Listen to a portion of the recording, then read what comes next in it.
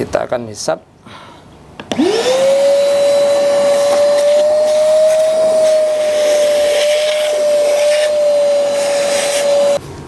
Bismillahirrahmanirrahim. Alhamdulillahirrabbilalamin. Allahumma sholli ala sayyidina Muhammad wa ala ali sayyidina Muhammad. Kawan-kawan, dalam video saya sebelumnya ada seseorang yang bertanya ya, dia pengen saya bahas tentang vacuum cleaner, karena di beberapa video saya sebelumnya sering kelihatan ini nongol-nongol di belakang saya gitu ya.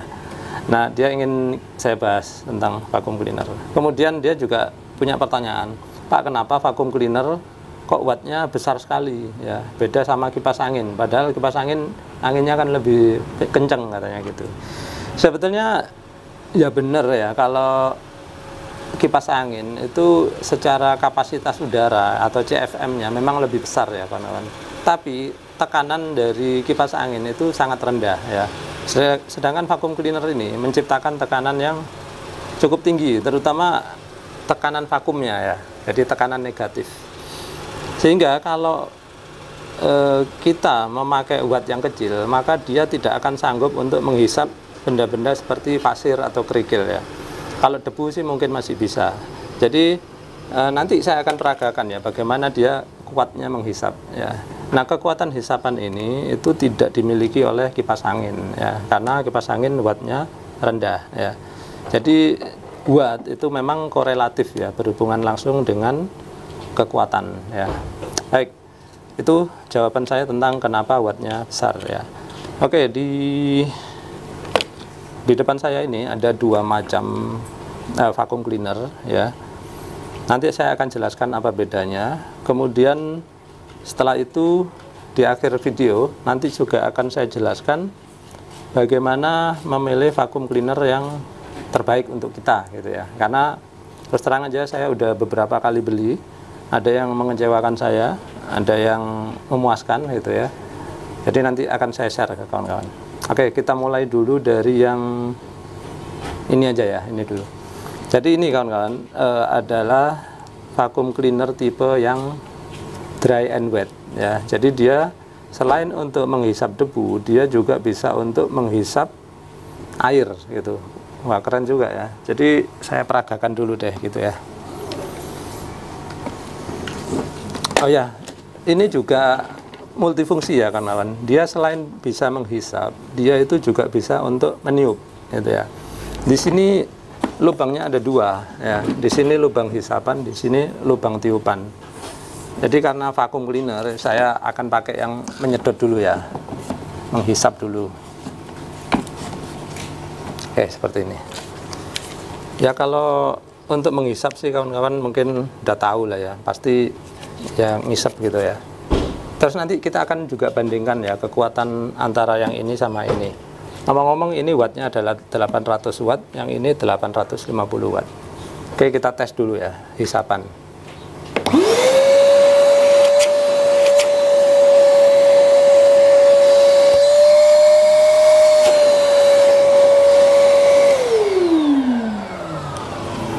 Nah, seperti itu ya kawan-kawan. Ini kalau difungsikan untuk menghisap. Sekarang kalau untuk meniup ya. Mungkin ada yang nanya ya, untuk apa Pak vacuum cleaner kok dipakai meniup? Ya fungsinya banyak ya kawan-kawan. Mungkin kita perlu, misalkan di rumah nggak ada hair dryer ya, pengering rambut, bisa juga dipakai ini ya. Nah, seperti itu.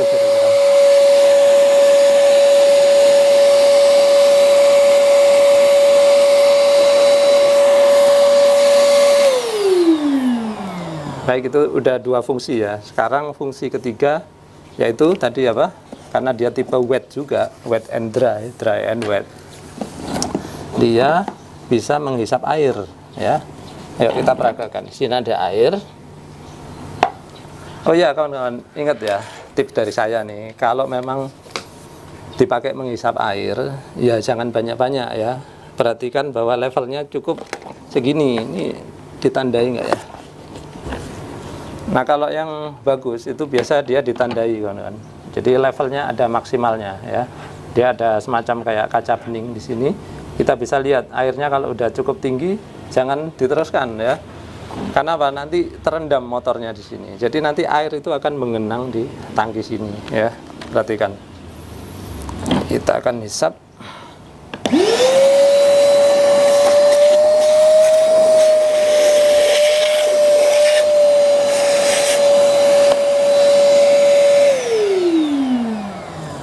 Nah, jadi seperti itu ya. Terus mungkin ada yang nanya, Pak, gunanya apa kok air pakai dihisap itu? Salah satu contohnya gini ya, misalkan ya di dalam rumah kita ada yang bocor, ya, terus tergenang air. Nah, daripada susah-susah ngepel, kalau punya ini tinggal dihisap seret ya. Habis itu tinggal dibuka, ya, dibuka atasnya ini, seperti ini, kemudian dibuang ya.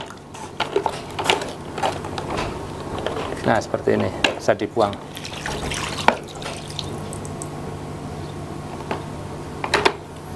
Nah, begitu.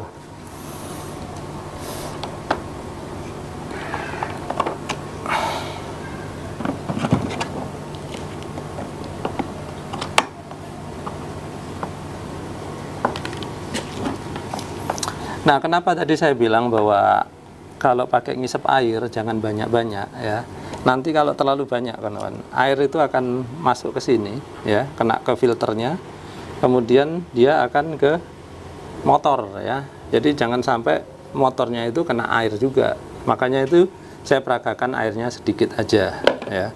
Ya lumayan lah buat bantu kalau ada atap bocor sebentar ya, atau sedikit-sedikit kita bantu pakai ini sambil dikeringkan pakai pel ya, kayak gitu.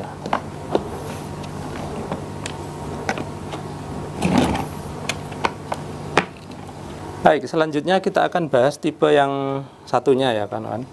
Yang ini sebetulnya tipe standar ya. Tipe standar, rata-rata vacuum cleaner yang kecil ya bentuknya seperti ini ya. Ini mesin vakumnya, terus selangnya. Biasanya di ujungnya ini ada untuk menghisap debunya ya. Nah, kalau disambung seperti ini. Jadi di ujung ini dibentuk seperti apa ya, dilebarin lah, sehingga kita kalau nyapu debu itu bisa langsung lebar gini ya.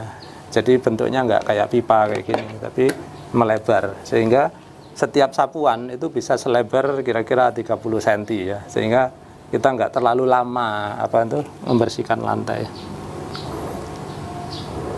Baik, kalau kawan-kawan belum tahu, yang ini adalah tipe dry saja ya, untuk kering aja. Jadi jangan nanti ini dipakai untuk menghisap air, nggak bisa kan. Kalau ini dipakai menghisap air akan rusak ya, karena motornya kena air bisa konslet nanti.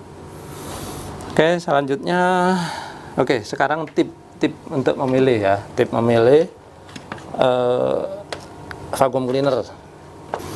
Nah, sebelum memilih vacuum cleaner, kawan-kawan perlu pastikan dulu ya, kita ingin yang tipe dry and wet atau yang dry saja ya. Karena kalau kita ingin bisa menghisap air, ya tentu saja kita harus memilih yang ini gitu ya.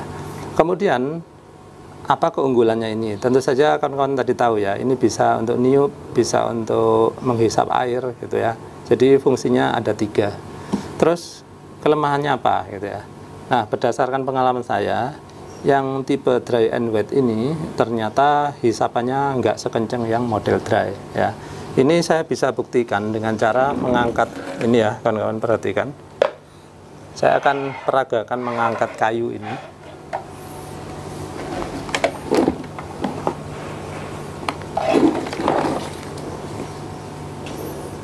Perhatikan ya, saya akan mengangkat di spot yang sama nanti ya, mana yang lebih kuat, perhatikan ya.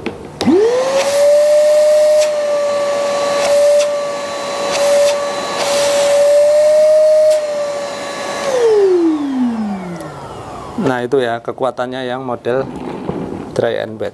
Sekarang kita coba yang model dry saja.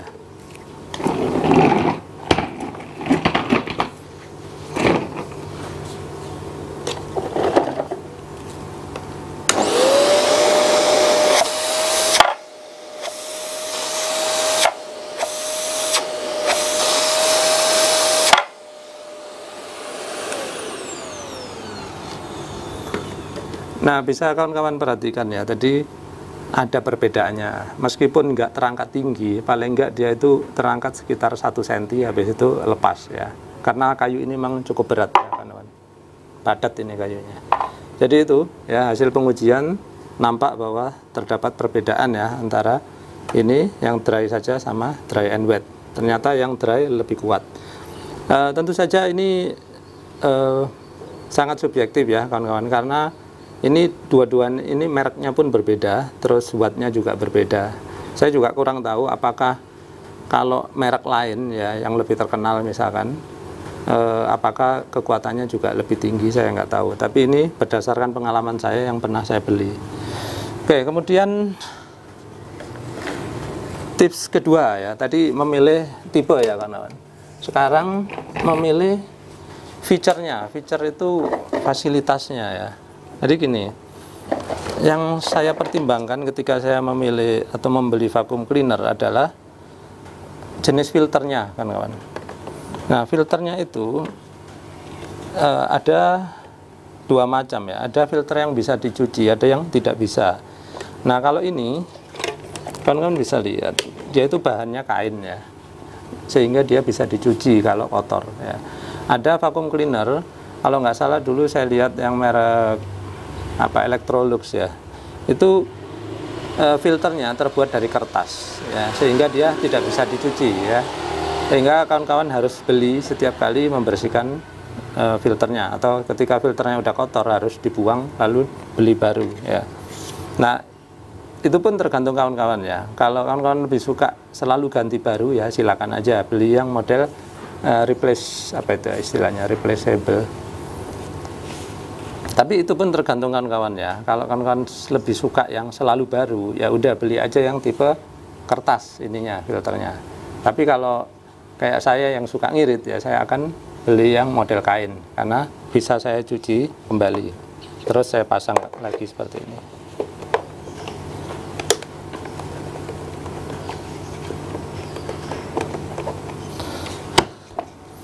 Nah, kemudian fitur kedua ya, atau fasilitas kedua, di sini ada indikator ini kemampetan ya.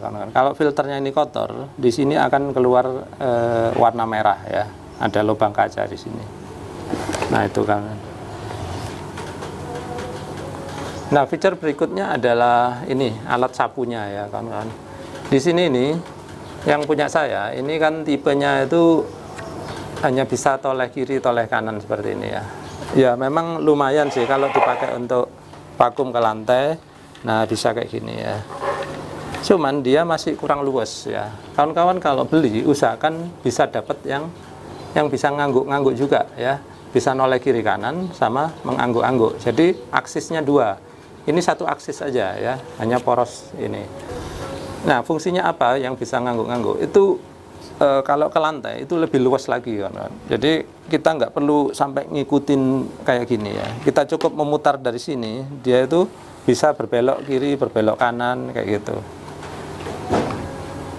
Nah, saya sendiri sudah pernah pakai yang model dual axis itu. Cuman sayangnya udah tua sehingga udah rusak ya. Saya mau beli lagi, udah nggak ada dijual di kota saya. Mungkin suatu saat kalau ada dijual saya akan kembali beli yang model dua aksis itu ya. Pertimbangan lain ketika kawan-kawan beli vacuum cleaner adalah wattnya ya. Jangan mentang-mentang kita ingin sedotannya kencang maka kita beli watt yang besar ya. Sesuaikan dengan kebutuhan kawan-kawan dan kemampuan listrik di rumah ya. Kalau listrik di rumah misalkan hanya mampu 450 watt ya, jangan beli ya vacuum cleaner ya kawan-kawan. Jadi ini aja 850 watt gitu ya. Ini pun 800 watt. Sekecil-kecilnya vacuum cleaner setahu saya itu sekitar 600 watt ya. Jadi kalau yang ampernya di rumah cuma 2 ampere ya mohon maaf belum bisa untuk memakai vacuum cleaner ya kawan-kawan. Nah, omong-omong tentang watt ya, kawan-kawan juga jangan tertipu ya. Kadang-kadang produsen zaman sekarang itu meskipun yang merek-merek terkenal, mereka itu agak tricky ya. Tricky di sini bukan berarti mereka berbohong ya, tapi mereka suka mencantumkan nilai watt yang sebetulnya tidak bermanfaat untuk pembeli gitu ya. Contohnya di sini ya. Di sini dia tulis 850 watt maksimum input. kemudian dia tulis 250 watt suction ya. Orang yang nggak paham itu mungkin akan mikir, oh berarti ini bisa dioperasikan di 250 watt. Padahal tidak bisa ya, karena 250 watt ini adalah hasil hisapannya. Jadi aliran udaranya itu yang 250 watt. Kalau kawan-kawan masih bingung tentang apa sih Pak aliran udara kok bisa bersatuan watt, nggak usah dipikirin ya kawan-kawan. Itu hanya dalam desain engineering, jadi tidak untuk dikonsumsi orang awam ya, ada perhitungannya sendiri. Yang jelas kawan-kawan harus memperhatikan ini inputnya. Kalau dia ditulis inputnya adalah 850 watt, ya di sini kawan-kawan harus perhatikan. Jangan sampai salah beli ya. Udah beli 850 watt, ternyata listrik di rumah hanya 900 watt ya. Jadi mau dipakai peralatan yang lain harus mati dulu ya, hanya khusus untuk vacuum cleaner akhirnya kayak gitu.